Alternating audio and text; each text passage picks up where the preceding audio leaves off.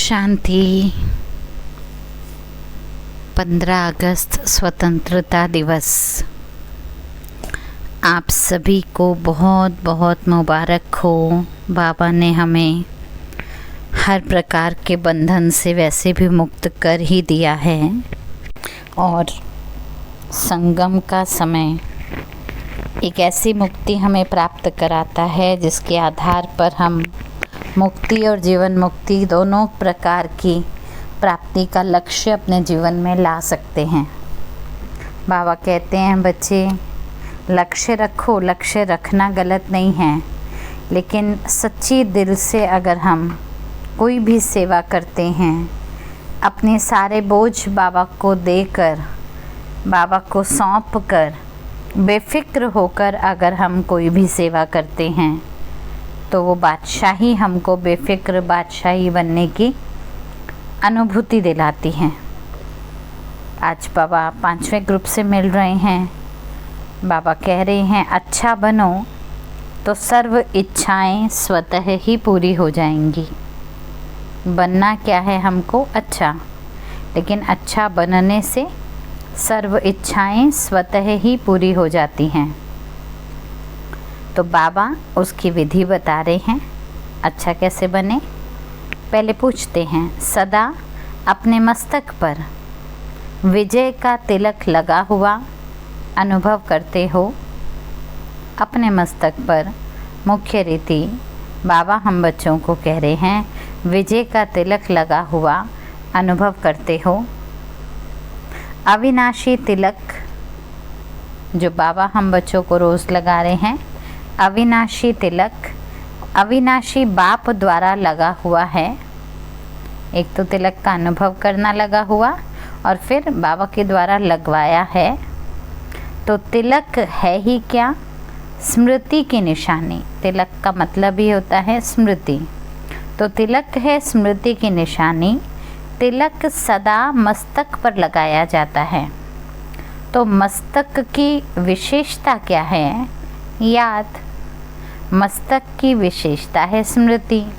आप देखिए ना, कहीं भी अगर कोई चीज़ हम भूल रहे हैं, कोई स्मृति हमें पक्की नहीं है, तो हम क्या करते हैं?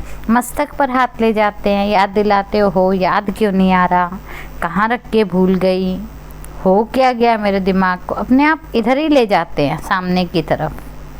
तो मस्तक की विशेषता याद है, स्मृति है। तो विजय के तिलकधारी अर्थात सदा विजयी भव के वरदानी जो स्मृति स्वरूप हैं, वे सदा वरदानी हैं। वरदान आपको मांगने की आवश्यकता नहीं है। वरदान दे दो, मांगते हो क्या पूछ रहे हैं बाबा? वरदान मांगने की तो बात ही नहीं है। मांगना क्या चाहिए ये भी आपको नहीं आता था। क्या मांगना चाहिए वह भी बाप ही आकर सुनाते हैं। वरदान दे दो बोल रहे हैं, लेकिन भगवान से मुझे क्या लेना चाहिए था? बाबा कह रहे वो भी बाप आकर सुनाते हैं। मांगना है तो पूरा वर्षा मांगो ना, छोटा मोटा थोड़ा मोड़ा क्या लेना। मांगना है तो पूरा वर्षा मांगो। बाकी हद का वरदान एक बच्चा दे दो, एक बच्ची दे दो, एक मकान दे दो, अच्छी वाली कार दे दो, अच्छा पति दे दो, यही मांगते रहे ना। क्योंकि भक्ति में भगवान को भी साकार रूप देहधारी रूप में ही हमने याद किया। तो मांगा भी हमने क्या? देह और देह से जुड़ी हुई चीज़ें ही हमने मांगी। बेहद का मांगना क्या होता है वो भी नहीं आता था। वास्तव में तो बाबा के लिए जिसको बेहद का लेना कहते हैं, वो क्या लेना चाहिए ये भी मनुष्यात्माओं को पता नहीं था। इसलिए बाप जानते हैं इतने नीचे गिर गए जो मांगते भी हद का है, अल्पकाल का है। आज कार मिली, कल खराब हो जाती है, एक्सीडेंट हो जाता है। मांगा तो हद का ना, तो उससे क्या हुआ? आज कार मिली, कल को खराब हो गई, या फिर कुछ एक्सीडेंट हो गया, फिर क्या करेंगे? फिर और मांगेंगे, दूसरी कार दिला दो। बाबा कहते मांगने वाले को, और वो भी विनाशी चीज़ों को मांगना है, तो मांगने वाले को एक के बाद वो इच्छाएं बनी ही रहती हैं। फिर क्या होता है, उससे हम अधिकारी तो बनेंगे नहीं। तो बाबा कह रहे आप क्या बन गए, आप तो अधिकारी बन गए ना, बेहद के बाप के वर्षे के बेहद के अधिकारी बन गए। तो अभी स्वतः ही वरदान प्राप्त हो ही गए हैं। जब दाता के बच्चे बन गए, वरदाता के बच्चे बन गए, तो वरदान का खजाना बच्चों का ही तो हुआ ना। आप सोचिए ज़रा, इतना ऊंचा बाबा जिसके खजाने सारे हैं और हम कुछ नहीं, खजाने नहीं ले रहे, लेकिन हम उनके बच्चे बन गए हैं। एक बच्चा बन जाने से कितनी सारी प्राप्तियों के हम अधिकारी बन रहे हैं। इसलिए बाबा हम बच्चों को कह रहे, बच्चे जब वरदानों का खजाना ही हमारा है, खजांची हमारा, खजाना हमारा, वरदाता हमारा, वरदान हमारे, तो फिर मांगने की क्या आवश्यकता। अभी तो बस खुशी में रहना है। कौन सी खुशी में रहना है आप सबको खुशी। वरदाता हमारा, खजाना हमारा, है ना। दाता, वरदाता, विधाता हर समय हमें खजाने दे रहे हैं। तो बाबा पूछ रहे हैं आपको मांगने की आवश्यकता क्या है। अच्छा, नहीं मांग रहे तो खुशी क्या है, मांगने से बच गए, इसकी खुशी है या नहीं है। हाँ जी या ना जी। मांगने से बच जाने की खुशी है। जो सोच में भी नहीं था भगवान मिलेगा, था सोच में भी नहीं था, वह साकार रूप में मिल गया। हर बात में भरपूर हो गए, कोई कमी नहीं है। आपके देवताई जीवन में भी जो गायन करते हैं ना, उनमें भी सर्वगुण संपन्न कहते हैं। थोड़े थोड़े गुण संपन्न नहीं कहते, सर्वगुण संपन्न, 16 कला संपन्न, है ना। थोड़े थोड़े शब्द नहीं होता है, पूरा 14 कला भी नहीं कहते हैं। पुरुषोत्तम कहते हैं, साधारण पुरुष नहीं कहते, पुरुषों में उत्तम कहा जाता है। तो सर्व अर्थात संपन्न और संपूर्ण हो गए। क्योंकि बाप सर्वशक्तिवान हैं, तो आप सभी भी तो सर्व बने ना, यानी सर्वगुण संपन्न, मास्टर सर्वशक्तिवान। तो इतनी खुशी रहती है, पूछ रहे बाबा। जब सर्वगुण संपन्न बने हैं तो क्या इतनी खुशी रहती है। वैसे भी बिना मांगे जो मिलता है उसको तो अच्छा ही माना जाता है। लाइन क्या है दुनिया में, बड़ी सुंदर एक लाइन है ना, बिन मांगे क्या मिले, चीज़ मिले, कार मिले, बंगला मिले, गाड़ी मिले नहीं बोलते हैं, बिन मांगे क्या बोलते हैं जी, मोती मिले बोलते हैं ना। तो बिन मांगे मोती मिले, कीमती चीज़ की बात करते हैं। तो बाबा कह रहे वैसे भी बिना मांगे जो मिलता है वो तो अच्छा है, अधिकार की बात होती है। तो बाप ने वर्षे के अधिकार के रूप में सब दे दिया। फिर पूछ रहे हैं अधिकार में कोई कमी नहीं छोड़ी, लगता है छोड़ी है बाबा ने। अधिकार में कोई कमी नहीं छोड़ी। कोई चीज़ की कमी है क्या। छोटा मकान है, बढ़िया है, और बड़ा होना चाहिए, ये सोचते हो क्या। बड़ा मकान मिल जाए तो गीता पाठशाला खोल दें, ये सोचते हो, ये मांगते हो। मांगना नहीं है ना। भगवान से हम इन चीज़ों को योग लगाने के लिए नहीं सीखने आए थे। पहले दिन जब हम योग में आए तो हम भगवान से ये सब चीज़ें मांगने के लिए नहीं आए थे। हमारा लक्ष्य ही भगवान से मांगने का था ही नहीं। हमें तो उनकी संतान बनना था, उनका अधिकारी बनना था, उनके बच्चा बनना था। तो बाबा पूछ रहे हैं मांगने से मिलना नहीं है कुछ भी, क्योंकि मांगना अर्थात इच्छा है ना, हद की चीज़ है ना, इच्छा, हद की इच्छा हो गई ना। चाहे सेवा भाव हो, चाहे मांगना हो, ये राइट नहीं है। कई बार सेवा भाव से भी मांगने का भाव नहीं होना चाहिए। मांगने की तो आवश्यकता ही नहीं है। अगर आपका बेहद की सेवा का संकल्प बिना हद की इच्छा के होगा तो अवश्य पूरा होगा। इच्छा रखने वाले की इच्छा पूरी नहीं होती है। क्यों नहीं होती है। इच्छा रखने वाले की, बाबा कह रहे इच्छा पूरी नहीं होती है। क्यों नहीं होती है। क्योंकि इच्छा रखने वाला हमेशा उसी उधेड़-बुन में लगा रहता है, इच्छा के ही उधेड़-बुन में लगा रहता है। लेकिन अच्छा बनने वाले की इच्छा पूरी हो जाती है। जो अच्छा होता है ना उसके सहयोगी भी सब बन जाते हैं, उसकी हर बात भी पूरी करने का मन करता है हर किसी का।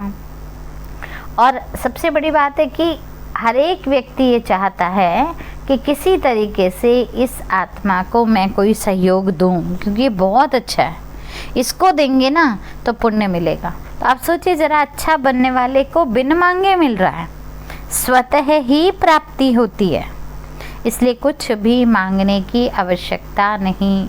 आप लोगों के पास लिस्ट है कोई मांगने की? कोई भी बाबा ये चाहिए ये चाहिए, जैसे बाबा ने बोला पति को ज्ञान में ले आओ, बच्चे को अच्छा बुद्धि दे दो, इसकी नौकरी लगवा दो, कोई है ऐसी इच्छाएं? कल आप सभी ने मुरली में आंसर भी दिया था, बाबा ने भी याद दिलाया था, क्या था? पाना था सो पा लिया था ना, हम गीत गाएंगे बाबा, हमने बोला भी था ये बात। तो बाबा कह रहे अब कल तक तो गीत ये था, आज कहें इच्छा है बाबा, तो सूट नहीं करती ना दोनों बातें। तो बाबा यहाँ कह रहे हैं इसलिए कुछ भी मांगने की आवश्यकता नहीं, प्राप्ति स्वरूप होना या मांगने वाला स्वरूप हो।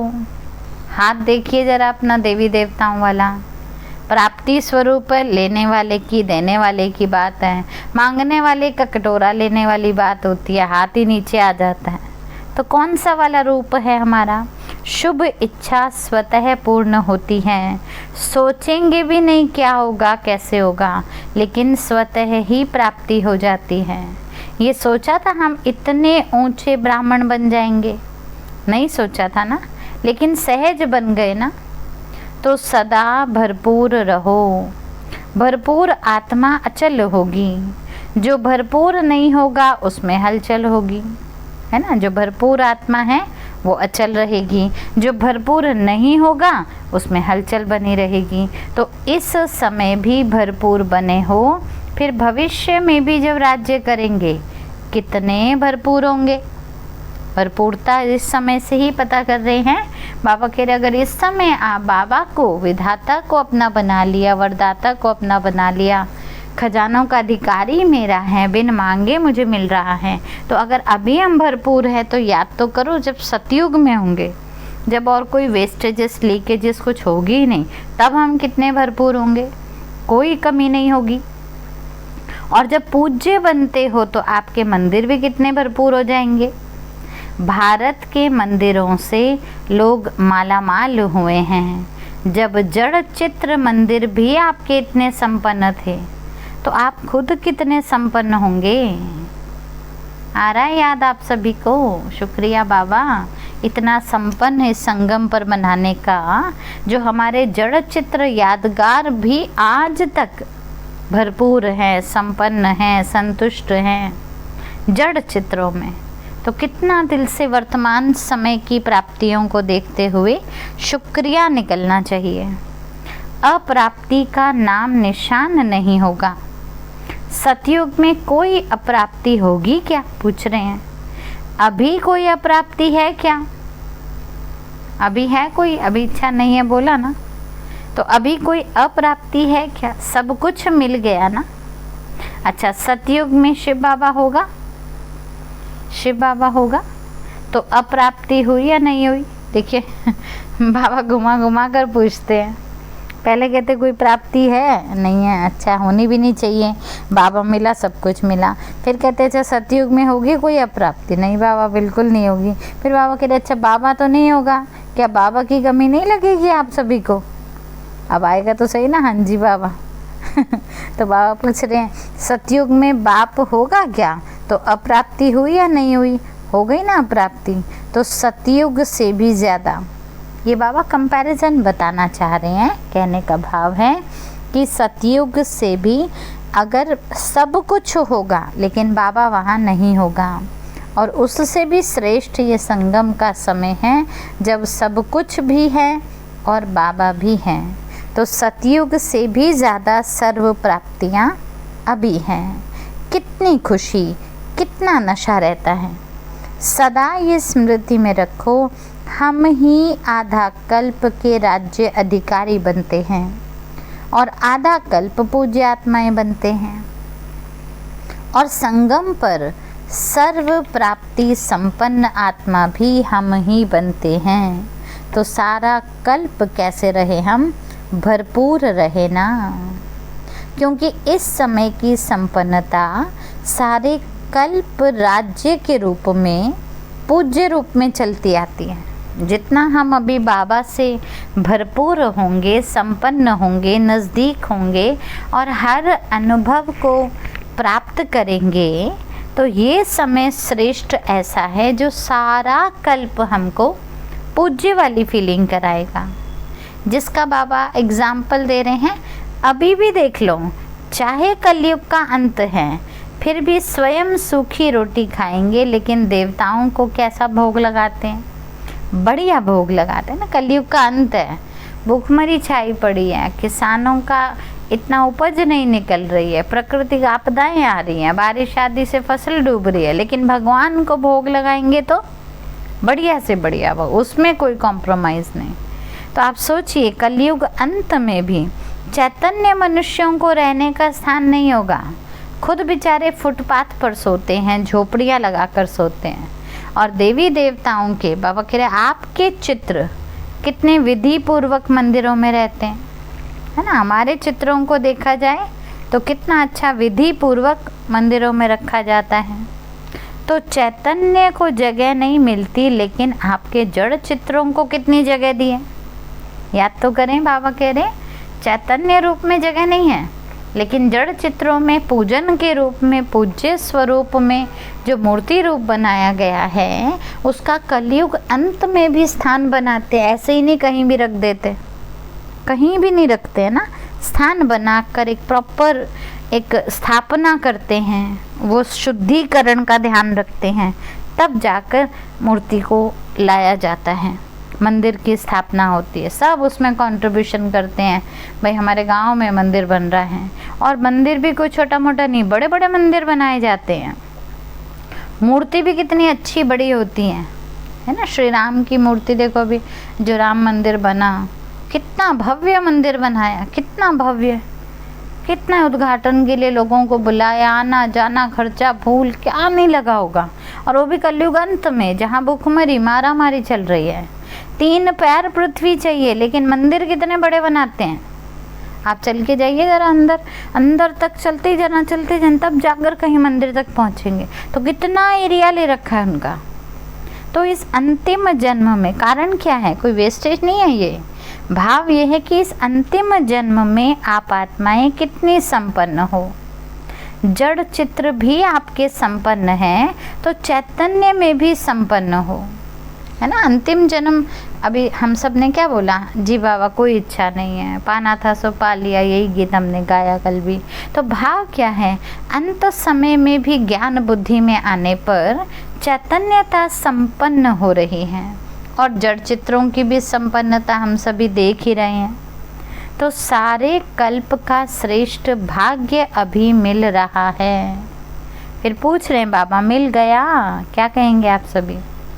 सारे कल्प का श्रेष्ठ भाग्य। एक तो सबसे बड़ी बात, सतयुग से भी ज़्यादा श्रेष्ठ संगम है, और संगम पर भी हम अगर देखें खड़े होकर, तो कलयुग अंत में भी हम कोई कम नहीं है, कमज़ोर नहीं है, उसमें भी हमको बहुत कुछ अच्छे से अच्छा और श्रेष्ठ मिल रहा है। तो जब सारे कल्प का श्रेष्ठ भाग्य अभी मिल रहा है, बाबा पूछ भी रहे हैं मिल गया। भाग्य विधाता ने हर बच्चे की सारे कल्प की तकदीर की लकीर खींच दी है। अब तो नहीं चाहते लकीर दिखाने के लिए किसी को, मेरा भाग्य की रेखा देखिएगा जरा ठीक ठाक है। बाबा कह रहे आपकी रेखा खींची किसने है ये तो समझो। भाग्य विधाता ने भाग्य की रेखा खींची, और मैं दिखा किसको रही हूँ, जो खुद भाग्य विधाता के आगे हाथ फैलाए खड़ा है, उसको मैं दिखा रही हूँ। आप देखो, एक ज्योतिष विद्या देखने के लिए भी पहले भगवान को याद करता है, फिर कहता है लाओ जी हाथ दिखाऊं या पथरी दिखाऊं। माना वो खुद हाथ फैलाए बैठा है, उसको हम वो हाथ दिखा रहे जिसको भगवान ने खींचा है लकीरें, है ना। ये बहुत बड़े सम्मान की पॉइंट है कि भाग्य विधाता ने हर बच्चे के सारे कल्प की तकदीर की लकीर खींची है, सिर्फ संगम की नहीं, सारे कल्प की। सारा कल्प नाम वाला होगा, इतना नशा रहता है। समझते हो हमारी पूजा हो रही है, किसकी पूजा हो रही है? आपका मंदिर है ये, या बड़े बड़े महारथियों का मंदिर है आपका? हाँ जी, या दादियों का मंदिर है, दीदियों का मंदिर है, हमारे गाँव मंदिर होंगे, ऐसा तो नहीं। बाबा बहुत सुंदर लाइन कह रहे, जो ब्राह्मण बनता है वह ब्राह्मण सो देवता बनता है, और देवता सो पूज्य भी जरूर बनता है। लेकिन नंबरवार है ना, पूज्य जरूर बनेंगे, पूज्य बनने में कमी नहीं आएगी। माना देवता हम सब होंगे, छोटे मोटे मंदिर किसी भी तरीके से, चाहे पेड़ के नीचे बने, चाहे गांव मोहल्ले में बने, चाहे भव्य मंदिर बने अलग से स्थान लेकर, मंदिर तो बनेंगे, पूज्य तो होंगे, लेकिन नंबरवार होंगे। मंदिरों में भी नंबरवार होते हैं ना। कोई की मूर्ति की पूजा देखो कितनी विधि पूर्वक होती है। हम वही राम मंदिर आदि की बात कर रही हूँ मैं। क्या विधि पूर्वक तीनों टाइम भोग लगेगा, समय निश्चित है, बनाने वाले अलग हैं, दर्शन का समय निश्चित है, सामग्री विधि की निश्चित है। तो आप सोचिए कोई मूर्ति की पूजा कितनी विधि पूर्वक है। कोई मंदिरों में पूजा ही कभी कभी होती है, और जो कभी कभी याद में रहता होगा उसकी मूर्ति की पूजा भी कभी कभी होती है ना। ये भी ध्यान रखने की पॉइंट है। इस समय का पुरुषार्थ हमारा भविष्य का यादगार स्थापित कर रहा है, जो सारे कल्प चलेगा। अगर इस समय हमने कभी कभी वाला पुरुषार्थ, कर लेंगे वाला पुरुषार्थ, पोस्टपोन वाला पुरुषार्थ, कुछ भी हमने ऐसा किया, तो भविष्य में भी हमको ऐसा ही पूजन, ऐसा ही गायन हमको मिलेगा। इसलिए बाबा यहाँ कह रहे, जो कभी कभी याद में रहता होगा, इम्पोर्टेंट पॉइंट है, उसकी मूर्ति की पूजा भी कभी कभी होती है। और जो सदा याद में रहते हैं, जो सदा श्रीमत पर चलते हैं, उनकी पूजा भी सदा होती है। जो हर कर्म में कर्म योगी बनते हैं, उनकी पूजा भी हर कर्म की होती है। बड़े बड़े मंदिरों में हर कर्म की पूजा होती है। भोजन की भी होगी, झूले की भी होगी, सोने की भी होगी, तो उठने की भी होगी, है ना। लड्डू गोपाल को सुलाने जा रहे हैं, उनका समय है, उठाने जा रहे हैं, समय है, ये भोग का समय है, नहलाने का समय है। आप सोचिए, और कराने वाले कितने शुद्ध होते हैं, एक से बढ़कर एक शुद्ध, हर एक की शुद्धता का ध्यान रखते हैं। आप सोचिए, चैतन्य की भी नहीं जितना मूर्ति का ध्यान रख रहे हैं, तो मूर्ति रूप में इतने पवित्र बने कैसे? जरूर इस समय संगम पर धारणा इतनी पवित्र रखी है, तब तो बने ना। इसलिए बाबा कह रहे हैं कि विधिवत उनका सब कुछ चलता है। हर कर्म में जो कर्म योगी है, हर कर्म में, उठने से लेकर रात्रि तक, जो बाबा की योग की मर्यादा, कनेक्शन की मर्यादा हर कर्म में करता है, उसका गायन और पूजन भक्ति में भी बड़ा विधिवत होता है। तो जितनी याद उतना राज्य और उतनी ही पूजा। तो अभी अपने आप से पूछो, बाबा कह रहे अब हमारा काम है अपने आप से पूछने का। कौन सा? मैं कितना याद में रहता हूँ, क्योंकि जो विधिवत करेगा उसी विधि से उसका पूजन होगा। सारे कल्प में वही उसी आधार पर अपने मंदिर, अपनी मूर्ति और अपना पूजन गायन देख पाएगा। तो संगम पर अपने आप को कर्मयोगी स्थिति में, विधि पूर्वक स्थिति में, मर्यादाओं की नज़र से हम क्या देखते हैं, ये हमें चेक करना है। तो अपने आप से पूछो, मैं कितना याद में रहता हूँ। गुणों को स्वयं प्रति कार्य में लगाओ और दूसरों को भी गुणदान करो, ज्ञान दान करो, शक्तियों का दान करो। अगर कोई निर्बल भी है तो भी शक्ति देकर उसको संपन्न बनाओ। इसको कहा जाता है भरपूर आत्मा। भरपूर है, संपन्न है, किसी भी प्रकार की कमी नहीं है, तभी जो हमारे पास है वो हम औरों को दे पा रहे हैं। ज्ञान का भी दान करना है, गुणों का भी दान करना है, शक्तियों का भी दान करना है, और इस दान के आधार पर हमको अपने आप को संपन्न बनाना है, संतुष्ट बनाना है, भरपूर बनाना है, क्योंकि यही एक माध्यम है हमारा जिसके आधार पर हम अपना भविष्य पूजनीय स्वरूप तैयार कर सकते हैं। तो सुना, एक अच्छा बनने की तरफ ध्यान देना है। और अच्छा मतलब जो बाबा की मर्यादाएं उसको संगम पर अभी भाग्य विधाता के साथ सम्मुख रहकर धारणा में लेकर आना। जितना जितना वो धारणा रूप में आएगी उतना उतना इच्छाएं समाप्त हो जाएंगी और भविष्य के लिए गायन कीर्तन सब निश्चित होता जाएगा। ओम शांति। अब जाके मुरली पूरी हुई है। मैं समझती पूरा हफ्ता चली है ना, अलग अलग ग्रुप लेते हुए, महावाक्यों को, मिलन को लेते हुए। तो हम भाग्यशाली बच्चे बाबा का अंदर से शुक्रिया करते हैं और अभी से ही कर्मयोगी बनकर सबको दुआएं देते हैं, क्योंकि इससे बड़ा भाग्य संगम पर हम रच नहीं सकते। चलिए, ओम शांति।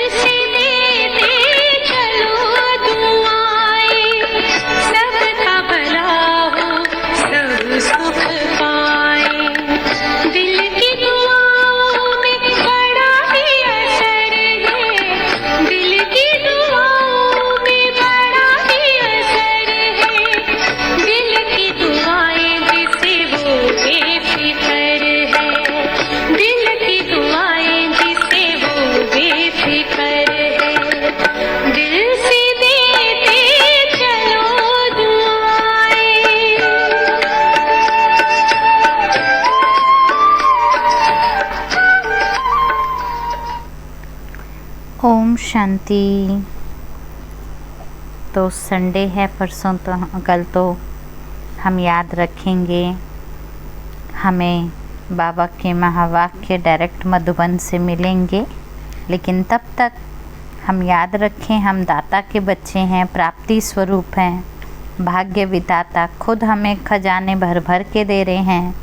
तो हम किसी भी रीति से इच्छाएं ना पैदा करें, मांगने वाला ना बने, सब चीज़ों में अपने आप को लगे सब अच्छा है, सब अच्छे हैं, मैं प्राप्ति स्वरूप संपन्न हूँ, मुझे कुछ चाहिए नहीं।